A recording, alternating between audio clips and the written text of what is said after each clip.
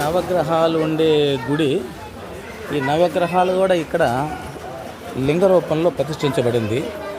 ఆయా దేవతలు వాళ్ళే వచ్చి ప్రతిష్ఠించినట్టుగా ఇక్కడ స్థల పురాణం. అది చాలా గొప్పగా ఉంది. ఇక్కడ చాలా అద్భుతంగా కూడా ఉండదు. ఏ కాలంలో ప్రతిష్ఠించారో తెలియదు, కానీ చాలా గొప్పగా చాలా అద్భుతంగా ఉండాలి ఇది.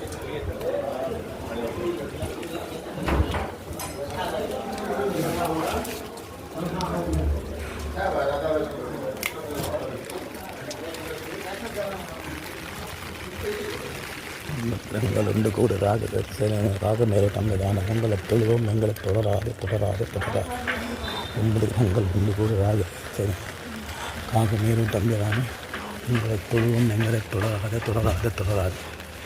దశావతారాలు కూడా ఇక్కడ ఉన్నాయబ్బా. రాములు వారు,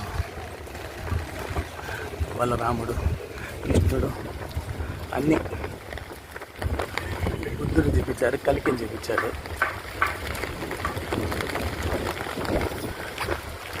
పరమేశ్వరుడు, అమ్మ దుర్గామాత. ఇది చాలా విశేషంగాను చాలా శక్తివంతంగాను ఉన్నది. ఇది చాలా స్పెషల్ ఇది.